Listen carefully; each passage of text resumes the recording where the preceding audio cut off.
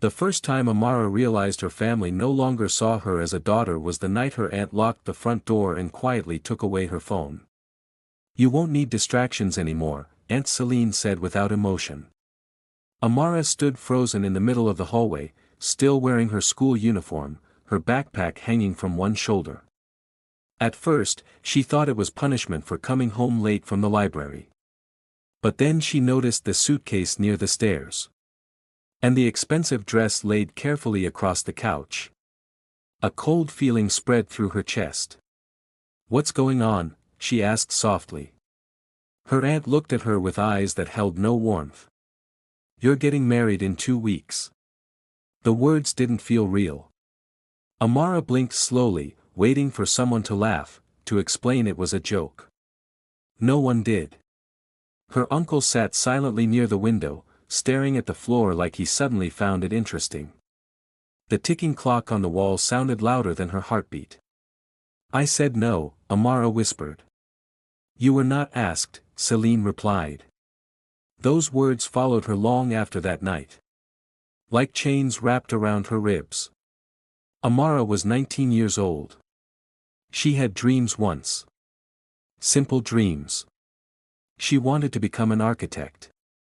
She loved drawing buildings in the corners of her notebooks during class. Tiny apartments with warm kitchens. Big windows. Gardens on rooftops. Places that felt safe. Places she never truly had. Her parents died in a car accident when she was 11, and after that, she moved in with her mother's older sister, Celine. In the beginning, her aunt pretended to care. She braided Amara's hair before school. Cooked soup when she got sick. Called her, "my sweet girl." But kindness can disappear slowly, almost quietly. Like light fading before sunset. By the time Amara turned 16, everything had changed. Celine criticized the way she walked. The way she laughed. The way she spoke. "You think too much," she would snap while Amara washed dishes. "You read too many books. You are too stubborn for a woman." Every sentence felt like another small cut. Her uncle never defended her. Not once. He simply lowered his head and stayed silent. Silence became normal in that house. Heavy. Painful. Dangerous. One rainy evening, Amara returned from school and heard voices in the dining room. She stopped near the door. "She's beautiful enough," a man said with a deep voice. "And obedient?" another voice asked. Celine laughed softly. "She will learn obedience." Amara's stomach twisted. The room suddenly felt too small to breathe in. She stepped inside slowly. 3 people looked at her. A middle-aged man in an expensive gray suit smiled at her like he already owned something precious. Something he had purchased. "This is her?" he asked. Celine nodded proudly. "Yes. Amara." The man stood up. He was much older than her. Maybe 45. Silver touched the sides of his hair. His watch gleamed under the light. He looked at her carefully. Too carefully. "She's lovely," he said. Amara felt sick. "I'm not marrying anyone," she said immediately. The room went quiet. Celine's expression darkened instantly. "You embarrassed me," she hissed.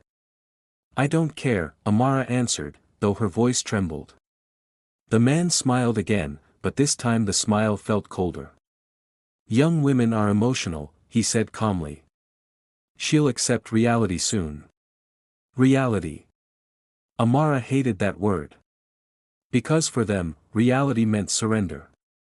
Celine grabbed her arm tightly enough to hurt. "You should be grateful," she whispered through clenched teeth. "Do you know how lucky you are?" Lucky? Amara wanted to scream. Lucky girls were loved. Lucky girls were protected. Lucky girls weren't traded like objects across a dining table. That night, she cried into her pillow until sunrise. Not because she was weak. But because deep down, she realized nobody in that house planned to save her. The days after became unbearable. Celine controlled everything. She checked Amara's messages. Took away her laptop. Stopped allowing her to attend school regularly. "You don't need education anymore," she said while folding laundry one afternoon. "Your future husband can provide for you." "My future belongs to me," Amara replied quietly. Celine slapped her so hard her lips started bleeding. The silence afterward felt enormous. Even Celine looked surprised for a moment. Amara slowly touched her mouth. Something changed inside her then. Not all at once. But enough. Enough to make fear begin turning into anger. A few days later, Celine forced her to attend a family dinner at the man's house. His name was Victor. His mansion stood behind tall iron gates. Everything inside looked luxurious. Crystal chandeliers. White marble floors. Golden picture frames. But none of it felt alive. It felt like a museum. Cold and untouchable. Victor poured wine while speaking casually with Celine and her husband. Amara sat quietly beside them, feeling invisible. Then Victor leaned toward her. "You'll get used to me," he said softly. She turned toward him slowly. "I don't want to." He chuckled. "Wanting has little to do with marriage." Her chest tightened. She looked toward her uncle desperately. He avoided her eyes. Again. Always again. The betrayal hurt more each time. Because hope dies slowly. And every silence killed another piece of it. That night, Amara packed a backpack. A few clothes. Her sketchbook. Some pencils. And the necklace her mother once gave her. She sat on the edge of her bed staring at the window for hours. Should she run? Where would she go? She had almost no money. No close friends nearby. No family she trusted. Fear wrapped around her like freezing water. But another thought stayed louder. If she stayed, she would disappear. Completely. The engagement ceremony arrived too quickly. Celine woke her before sunrise. "Today you become part of something greater," she said while placing a pale blue dress on the bed. Amara stared at it. It was beautiful. And she hated it for that. "I'm not wearing it," she whispered. Celine's patience finally shattered. "You ungrateful girl," she screamed. "After everything we sacrificed for you." "Sacrificed?" Amara interrupted, tears filling her eyes. "You mean controlled?" Celine's face twisted with fury. "You owe us your life." "No," Amara said quietly. The room became still. "I don't owe anyone my freedom." For 1 second, Celine looked shocked. Then furious. She called 2 women into the room.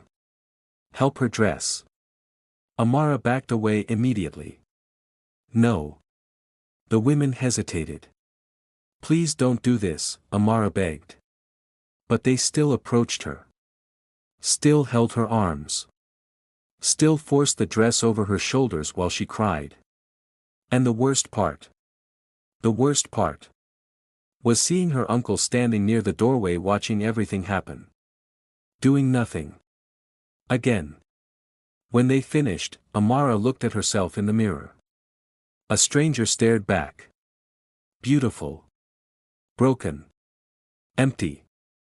The ceremony hall glittered with lights and laughter. People smiled. Music played. Glasses clinked together. Nobody noticed the girl sitting beside Victor looked like she was drowning. Or maybe they noticed and chose not to care. Victor reached for her hand as the rings were brought forward. Amara's breathing became uneven. This is my life ending, she thought. She searched the room one last time. Her uncle stood near the guests, pretending everything was normal. Celine smiled proudly at everyone. Victor tightened his grip on her fingers. Relax, he whispered. And suddenly, something inside her snapped. Not violently. Quietly. Like a rope pulled too tight for too long.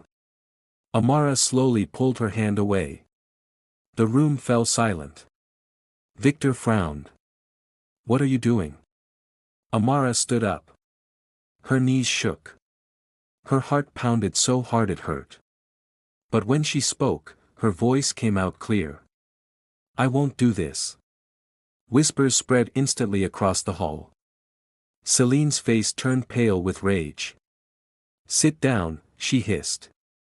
No. Victor stepped closer. You're humiliating everyone. No, Amara replied, tears burning in her eyes. You humiliated me the moment you treated me like I belonged to you. Gasps echoed around the room. Celine grabbed her wrist hard. You are embarrassing this family. Amara pulled away sharply. I am not your property. For the first time in years, she heard her own voice without fear inside it. Strong. Alive. Real. Her uncle finally walked toward her. If you leave now, he said coldly, don't come back. The words pierced straight through her chest. For a second, pain almost pulled her back down. Home. Family. The only people she had left. But then she realized something terrible. A place without love is not home. And people who destroy your spirit are not family. Amara wiped her tears slowly. Then she looked directly at him. You stopped being my family the moment you stopped protecting me. The room became silent again. Even Celine had no answer. Amara took off the engagement ring and placed it carefully on the table. Then she turned around and walked toward the exit. Behind her came shouting. Angry voices. Threats. Her name repeated again and again. But she kept walking. Step after step. Closer to freedom. Outside, cold wind touched her face. The night air smelled like rain. For the first time in years, she could breathe deeply. Really breathe. She stood there trembling. Alone. Terrified. Free. And somehow, that freedom felt worth every loss. She didn't know where she would sleep that night. She didn't know how difficult the future would become. But she knew one thing with absolute certainty. She had saved herself. Years later, Amara would still remember that night. Not as the night she lost her family. But as the night she finally chose herself.